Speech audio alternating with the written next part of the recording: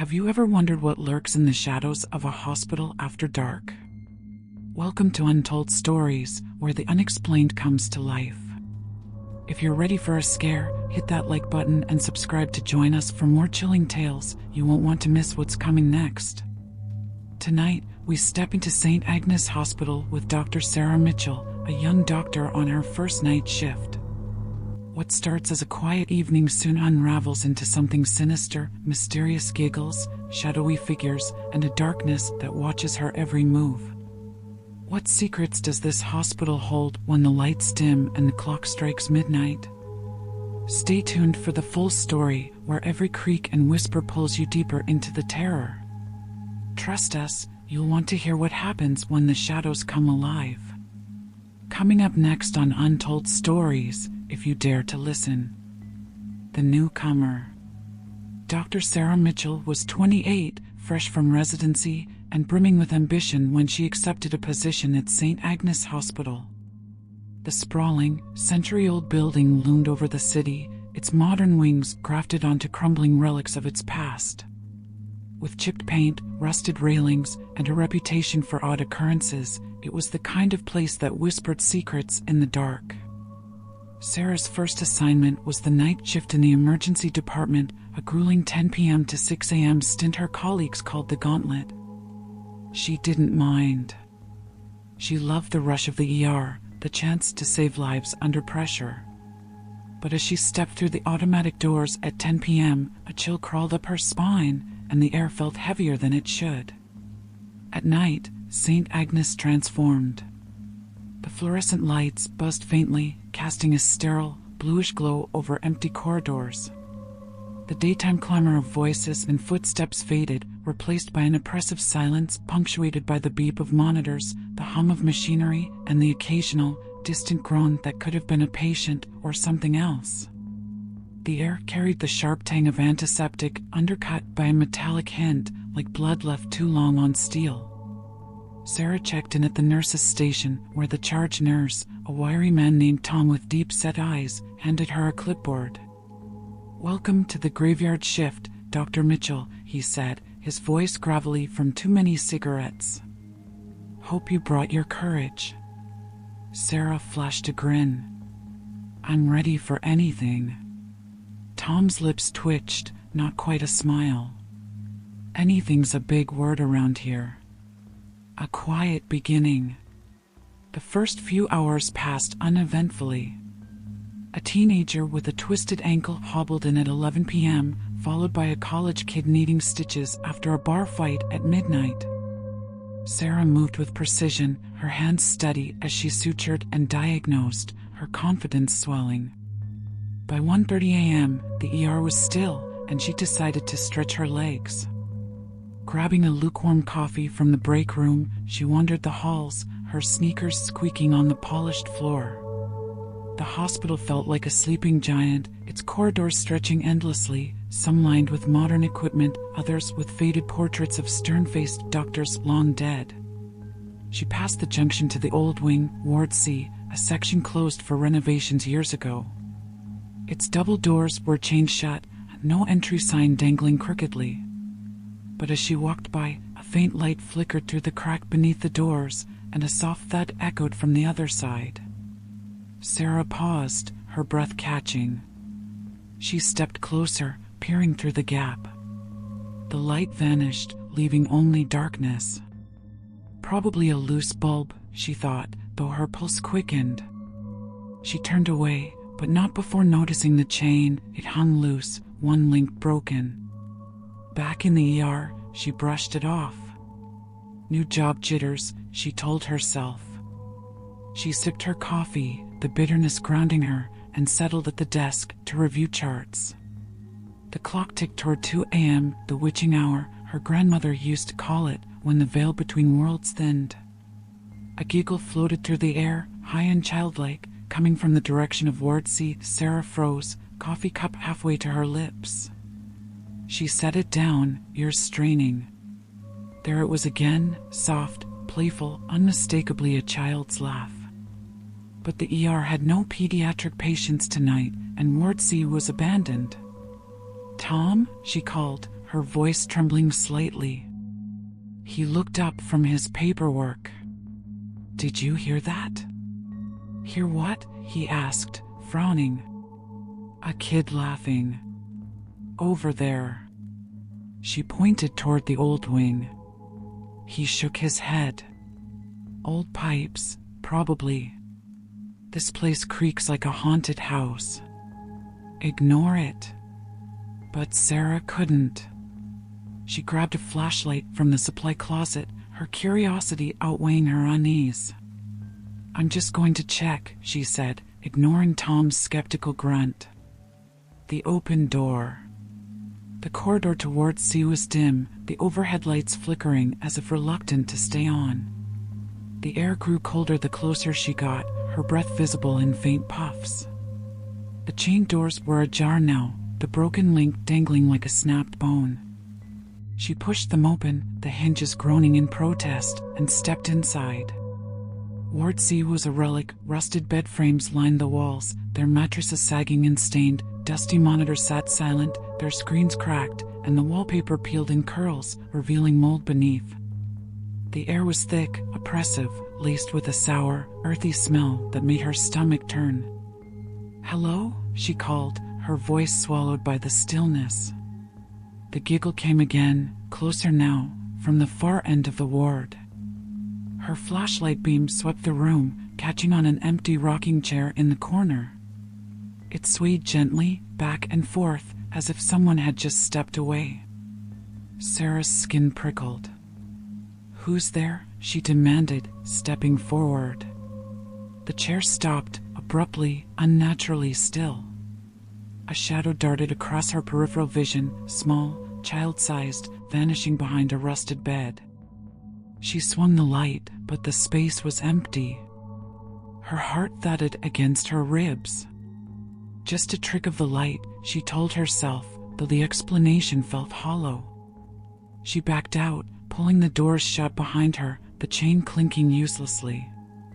As she hurried back to the ER, she couldn't shake the feeling of eyes watching her from the dark. The patient arrives. At 3 a.m., the ER doors hissed open, shattering the silence. Paramedics wheeled in a stretcher, a man strapped atop it, his face ashen and glistening with sweat.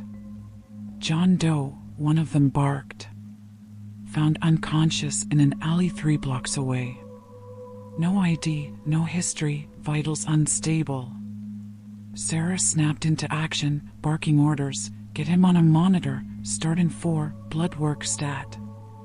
The man's clothes were ragged, his hands calloused, and a faint tattoo peeked from beneath his sleeve, a spiral with jagged edges. As she checked his pupils, his eyes snapped open, bloodshot and wild. He seized her wrist, his grip iron tight. "Don't let them take me," he rasped, his voice a dry croak. "The shadows, they're coming." "You're safe here," Sarah said, prying her arm free. "We're going to help you." His gaze bored into hers, desperate, unhinged. "No one's safe here. Not at night. Not in this place." His head lolled back, consciousness slipping away. She exchanged a glance with Tom, who shrugged. "Delirious," he muttered. "Happens with crash cases. Let's stabilize him." They hooked him to machines, the steady beep of his heart grounding the room. But Sarah couldn't shake his words. "The shadows, they're coming." She glanced toward Ward C's corridor. The doors were open again, a black mote against the dim hall. She blinked, and they were closed, the chain dangling as before. "I'm seeing things," she thought, rubbing her eyes. Exhaustion, that's all it was. Whispers in the dark. By 4 a.m., the ER was a ghost town except for John Doe, still unconscious in Bay 3. Sarah sat at the desk, charting notes, the scratch of her pen the only sound. The lights flickered, a brief stutter, and the temperature plunged, her breath misting in the air. Then she heard it, whispers, faint at first, like leaves rustling, growing into a chorus of overlapping voices. They came from everywhere, behind her, above her, beneath the floor, forming words she could almost grasp. Help us, trapped, don't leave. She stood, spinning in a slow circle. Who's there? She called. The whispers intensified, urgent, pleading. A shadow flickered across the wall, a tall, thin silhouette with impossibly long arms. She whipped around, but the room was empty. Her pulse roared in her ears. Tom appeared from the break room, coffee in hand. You okay, Doc? He asked, startled by her wide-eyed stare. Didn't you hear it? The voices? He cocked his head, listening. The whispers had stopped. Nada. You sure you're not just... Don't say tired, she snapped. I know what I heard. He raised his hands in surrender. All right, all right. Old buildings play tricks. Maybe it's the vents. But Sarah knew better. The whispers weren't mechanical. They were alive. The shadow in the mirror. Needing a break, Sarah ducked into the staff bathroom. She splashed cold water on her face, the shock snapping her back to clarity. In the mirror, her reflection stared back, pale, hollow-eyed, a ghost of herself. She leaned closer, rubbing her temples. Then, in the glass, something moved, a shadow behind her, dark and shapeless, its edges writhing like smoke. Long, spindly arms reached toward her reflection. She spun, hard in her throat, but the bathroom was empty, the fluorescent light buzzing steadily. Trembling, she turned back to the mirror. The shadow was closer now, its arms inches from her mirrored shoulders, faceless yet radiating malice. She stumbled back, crashing into the stall door. When she looked again, it was gone, her reflection alone once more. Her phone buzzed in her pocket, jolting her. She fumbled it out, an unknown number. The message read, "Get out while you can." Her fingers shook as she typed a reply. Who is this? The screen flashed, no signal, the message undelivered. She stared at it, dread pooling in her gut. The hospital's Wi-Fi was spotty, sure, but she had bars earlier. The secrets below. Sarah couldn't sit still after that. Armed with a crowbar from the maintenance closet, she returned toward C. The doors swung open easily now, the chain useless, and she stepped inside, flashlight in hand.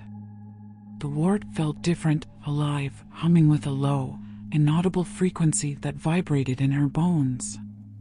She moved deeper, past the rocking chair, now still, and spotted something new, a narrow staircase descending into shadow, its entrance half hidden by a rusted cabinet. Every instinct screamed to turn back, but she had to know.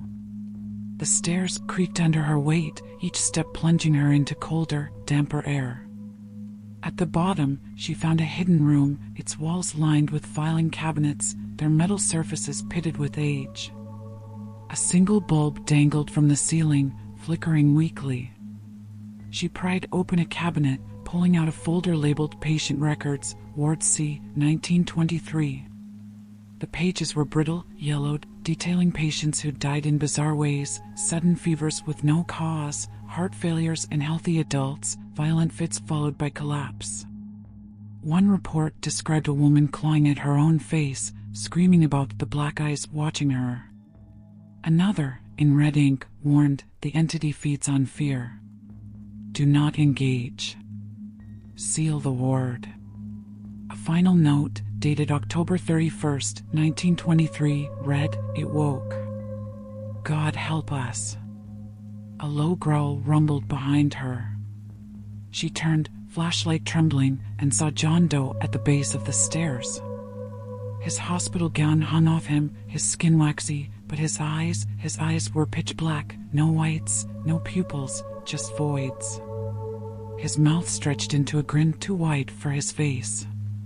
You should have listened, he said, his voice a chorus of overlapping tones, as if dozens spoke through him.